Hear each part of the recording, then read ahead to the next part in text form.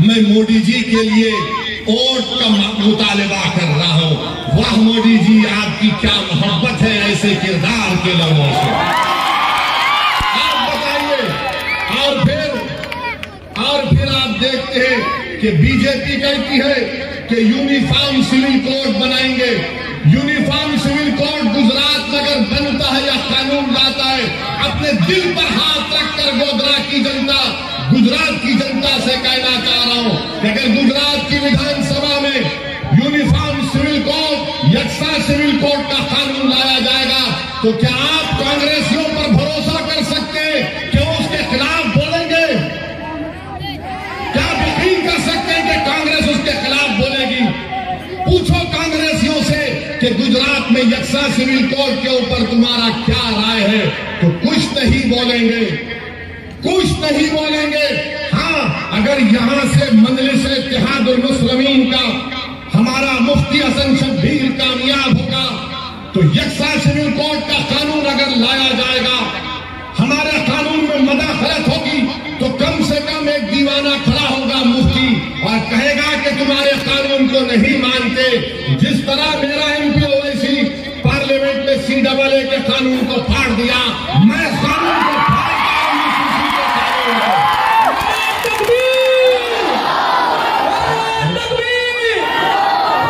ये कहां से आ रही है? इतना बड़ा हम पुकार रहे, बोल रहे हैं पीछे से।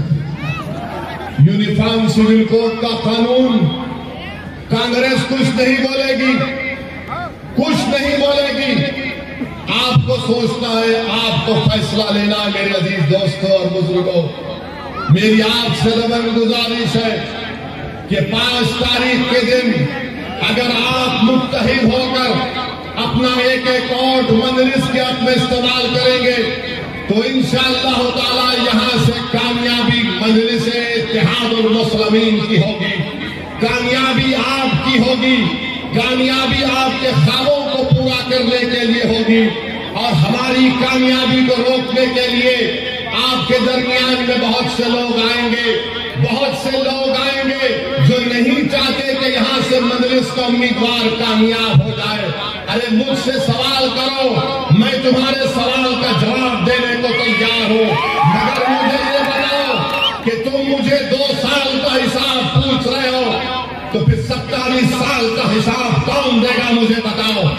तुम मुझसे 2 साल का पूछ रहे हो, तो 27 साल का हिसाब दो। अगर 27 साल से भाजपा गुजरात में जीत रही है, तो इसका जिम्मेदार कांग्रेस पार्टी है, कांग्रेस के नाहल लीडर्स हैं, इसके जिम्मेदार कांग्रेस है कि 27 साल से भाजपा और नरेंद्र मोदी उनको रोज चाय पिला पिलाकर उनको मना लिए हैं। मोदी जी कांग्रेसियों को चाय जब देते हैं, उसमें चाय नहीं होती, मलाई और दूध ज्यादा होता है। 27 साल से कांग्रेस जीत रही है और इल्जाम हम पर लगाते हैं। अरे बताओ, फिर मैंने हमारे कैंडिडेट मुफ्ती हसन शब्बीर का ऐलान कब किया? मुझे आप लोगों ने आकर कहा था कि साहब रुक जाओ, ओवैसी साहब रुक जाओ, यहां से अनस आंधी साहब या इस्माइल साहब को टिकट मिल सकता है कांग्रेस का। मैं तैयार था, अगर इन दोनों में से किसी को मिलता तो मैं कैंडिडेट नहीं खड़ा करता था। तुम टिकट लाने पर मैं रुका रहा। मेरे लोगों ने कहा कि ओवैसी साहब, अगर अनस को मिलेगा, अनस आंधी साहब को, इस्माइल साहब को, तो आप कैंडिडेट नहीं देना। बावजूद इसके कि मैं कांग्रेस से सख्त नफरत करता हूं, बावजूद इसके कि कांग्रेस जिम्मेदार है बाबरी मस्जिद की शहादत की, बावजूद इसके कि कांग्रेस जिम्मेदार है 69 के फसाद की। अरे अगर आज इस देश में दलित, आदिवासी, मुसलमान कस्बा पुरसी के आलम में, तो सबसे बड़ी जिम्मेदारी कांग्रेस पर आई होती। मगर आपने कहा था कि ठहरिए ठहरिए, रुके रहिए। अनस साहब कोशिश कर रहे हैं, इस्माइल साहब कोशिश कर रहे हैं। मैं अनस साहब को, इस्माइल साहब को खुलकर कह रहा हूं, आप आओ इस प्लेटफॉर्म पर, मैं आपको मेरे कंधे पर बिठाना चाहता हूं।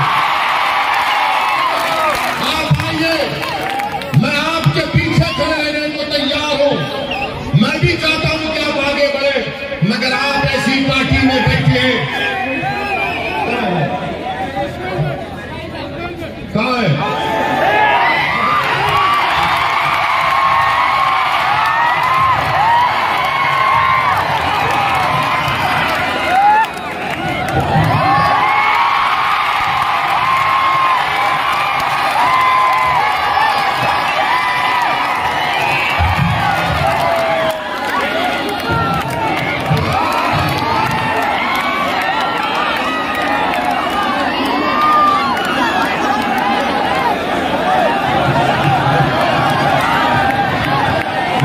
दोस्तों बुजुर्गों, मैं तो जानता भी नहीं उनको। ये दिखे, मैंने आपसे कहा था कि मैं इनको उठाने को तैयार हूं। मैं अपने आप को उठाना नहीं चाहता हूं, मैं आपको आसमानों पर देखना चाहता हूं। आप करो, मुकद्दर के फैसले आप करो। कब तक अखियार हमारे मुकद्दर का फैसला करेंगे? कब तक जिनका हमसे कोई ताल्लुक नहीं है वो हमारे जिंदगियों का फैसला करेंगे? मेरे अजीज दोस्तों, मेरी इज्जतदार मां और बहनों, कब तक हम कांग्रेस के पास जाकर भीख मांगेंगे कि हमको लीडर बनाओ? अरे आप आओ, ये आपकी पार्टी है। मजलिस आपके ख्वाबों को पूरा करेगी। मजलिस आपसे इंसाफ के लिए लड़ना चाहती है। इसीलिए मेरे अजीज दोस्तों और बुजुर्गों, हम आपसे अपील कर रहे हैं कि अपने वोट का सही इस्तेमाल करो। हाँ, कांग्रेस है, दिल्ली की छोटी रिचार्ज की पार्टी भी है और भाजपा भी है। तो दिल्ली की जो छोटी रिचार्ज है वो हमारे बच्चों के हाथ में झाड़ू देना चाहती है। कांग्रेस हमारे बच्चों के हाथ को खाली रखना चाहती है और बीजेपी हमारे हाथ से हाथ मिलाना नहीं चाहती। बीजेपी के बातें बहुत हैं, मगर एक भी अल्पसंख्यक समाज को टिकट नहीं दिया। मजलिस आपसे वादा कर रही है, आपके बच्चों के मुस्तकबिल के लिए हम भर्ती आए और भरते रहेंगे। उर्दू स्कूल बंद हो गए और हम हैदराबाद में अपनी पार्टी की तरफ से शहर हैदराबाद के जितने उर्दू स्कूल हैं, हमने 2005 से अब तक करीब 15-20 लाख बच्चों को, उनमें अब तक हमने 7 करोड़ रुपए खर्चा किए। आप एक बार मौका दो, यहां से मुत्तहिद हो जाओ, यहां से अपने एमएलए को कामयाब करो। मैं आपसे वादा कर रहा हूं कि इंशाअल्लाह ताला अल्लाह जो कुछ मुझे दिया है, मैं यहां आपके पास बैठकर आपसे बात करके पूरी कोशिश करूंगा। याद रखो, गुजरात की विधानसभा में अगर आपकी आवतों से, आपकी दुआओं से, आपकी मेहनत से मजलिस का एमएलए जाएगा तो ये आपके इत्तेहाद की कामयाबी होगी, ये आपके सियासी शऊर की कामयाबी होगी।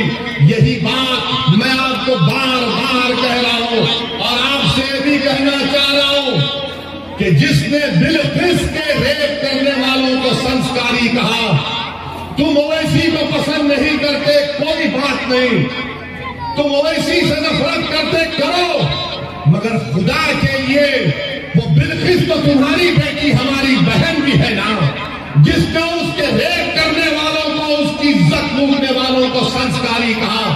तो क्या आप में गीरत जागेगी या नहीं जागेगी? क्या आप में हमियत जागेगी या नहीं जागेगी? तो जमहूरी तरीके से बताओ कि गीरत भी जिंदा है, हमियत भी जिंदा है और हम ऐसे लोगों को कभी नहीं भूलते। जमहूरियत आपको दावत दे रही है कि अपने पसंद के उम्मीदवारों को कामयाब किया जाए।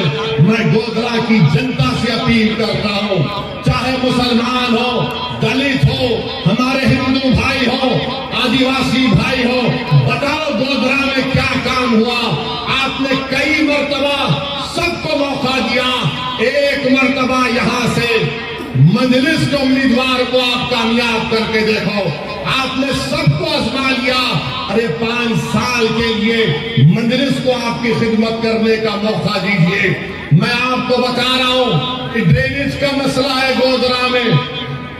मेरे पार्लियामेंट के कॉन्स्टिट्यूंसी में कारवान एक इलाका है, वहां पर मैंने 190 करोड़ की ड्रेनेज का काम 4 महीने पहले शुरू करवाया।